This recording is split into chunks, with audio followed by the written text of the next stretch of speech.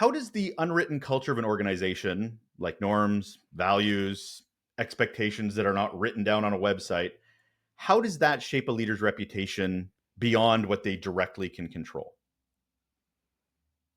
I'm getting macro here. Yeah, yeah. I think it certainly can, but I think it always goes back to behavior. So those unwritten norms can be, I've worked in organizations where one of the unwritten norms was the leader needs to get to version 32.a slash 1 before they've signed anything off. That wasn't written down anywhere. That was a shock to discover. I mean, as a leader, that's a reputation that's going to stick with you. You're a Mhm. perfectionist, you're a micromanager. That's kind of a hard one to shake off. I do think it's Especially if it's not being, difficult. especially if these things to the unwritten part of that, especially if your organization, your leaders need leaders. And if you as a leader are trying to manage your reputation and you don't know the playbook, you're not given the guardrails to understand, you are going to be wildly throwing darts at it. I'm using way too many metaphors here. Just darts at a dartboard, and it will hurt your reputation through no fault of your own. Yeah, but it does go back to having those transparent conversations at the beginning and maybe also saying to your team, look, folks, what do I need to know? What don't I know? I'm making these assumptions as I come into this organization. What do I need to know? What do I need to look out for? How does values play into this? Because we each have our own personal values. The organization has their values. We like to think they're mostly in alignment, but sometimes they're misaligned. So, how does that play in reinforcing or even maybe damaging reputation? Values are absolutely critical. Going back to the say do gap, if you say my values are integrity, honesty, and trust, and then you behave in the opposite of that, nobody's going to believe a word you say. I do think that organizations over index on finding five nice values, slapping them on a wall, and ignoring them. But I recently came across a French company that does such a brilliant job. So everybody knows what the values are. And at the start of every meeting, whoever is hosting that meeting says, this meeting will be held in the spirit of transparency, or whatever value they choose. This meeting will be held in the spirit of healthy debate.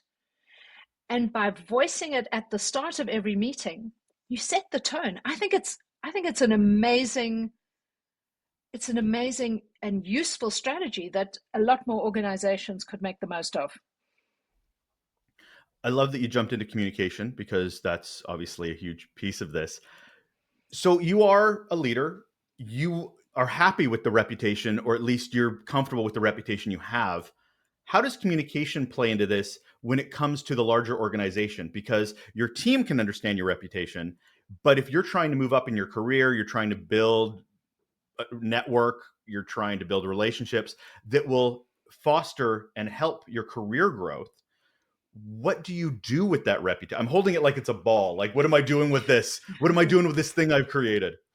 Yeah, I think it's really important for those leaders with ambition to get comfortable with power. So build relationships with power. You know, build relationships with those step leaders, so leaders who are two levels above you in the organization. Also build relationships parallel to you. So it's about the relationships above, the relationships parallel, and the relationships below. And people generally tend to forget one of them. So you can be super indexed on your own team, super indexed on your step leaders, and forget your peers. Forget your peers at your peril, because those peers can destroy you.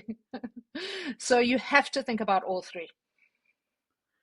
In thinking in that, in reaching out to people, and if you don't have a fully grasped understanding of your reputation, because you may have a reputation you're not aware of to other business areas that could be geographically dispersed. Like, we're in United States, we have an agency in Germany, and I don't know what my reputation is there. Are there things we can do as we go into other pieces of culture, the many subcultures, to put our best foot forward in that?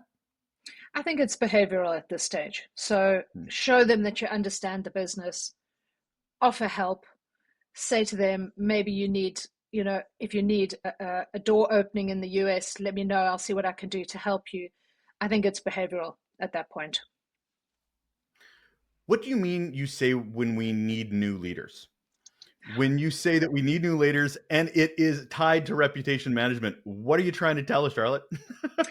I am trying to say that the leaders we have right now are not the leaders we need in this moment, that we have returned to, we briefly opened the door on a new school of leadership, style of leadership, and then we closed the door.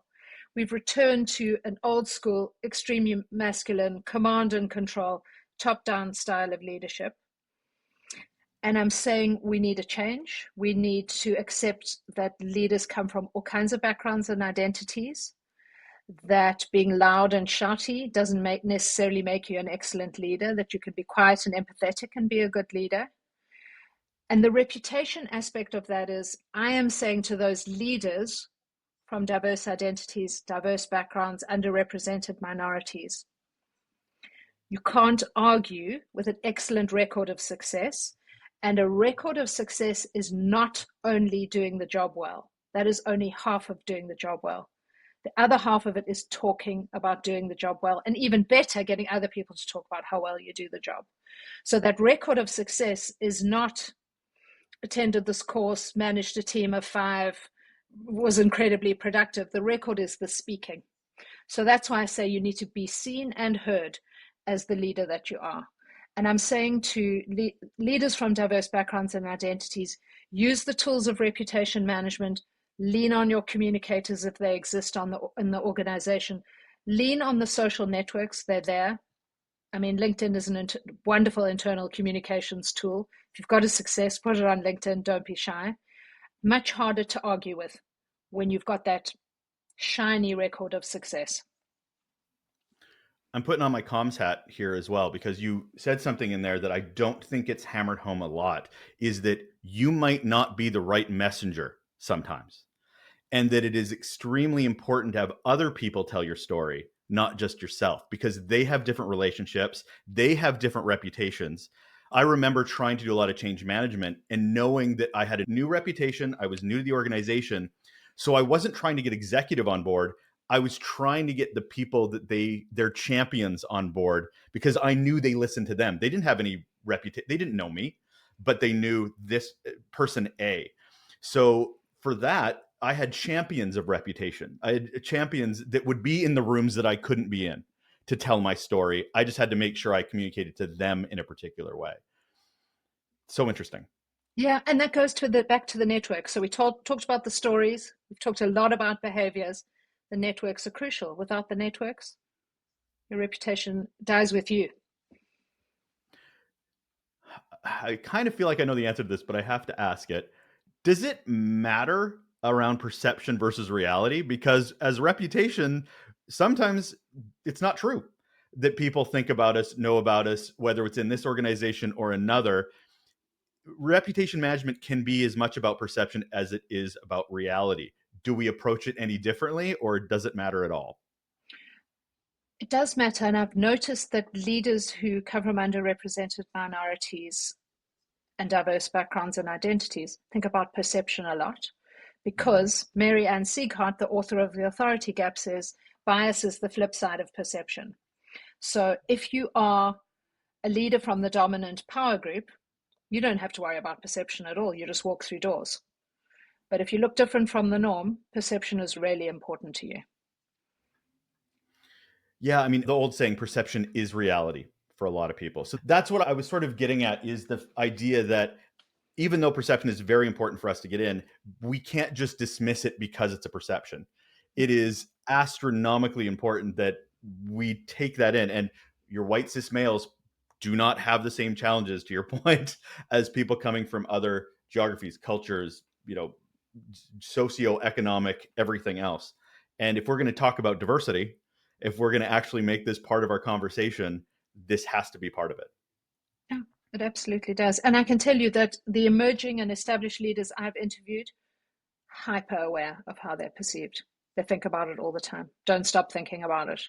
But they also try to enhance it with speaking their truth, acting according to their values, building good networks, getting comfortable with power in the organization, and building that record of success.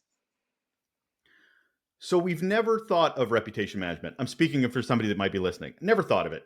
who, where? I made it 20 years into my career. I've never even thought of this before, but maybe I should be.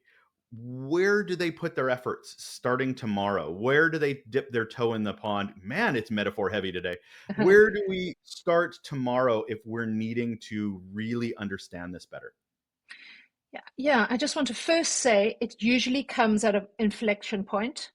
People waking up like, oh, I need to think about my reputation right now. So, for example, I had a customer who was CFO of his organization. The CEO and founder had a big argument with the board, disappeared. Suddenly, the CFO had been a backroom guy and was suddenly front of house in his organization. Suddenly had to think about his reputation. And I took him through the process that I do with leaders. But it's usually that point of inflection, that change, where leaders start to think, what are my stories? Very deeply hidden in reputation is personal brand. It's something I don't talk about a lot, but it's who am I? What do I stand for? What do I want to stand for? What are my stories? How do those stories support the business strategy going forward? So there's a kind of some quiet work around personal brand. And then where do I go with them? Where are the networks I'm taking them to? What are the channels? Where am I trying to be seen?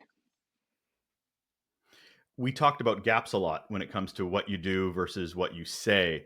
And I think that's so important to understand what is your reputation and what do you want your reputation to be. And that is an absolutely a gap that may be very far away, but it might actually be a lot closer than you think. And as you said, unless you understand and get real vulnerable and real honest with yourself, that gap will never get closed. No, and I think that the people who generally come to me, there's a certain level of self-awareness already. Mm. I think that there are some leaders who probably aren't going to ever bother with working on it. Excuse me. But people with self-awareness want to understand more.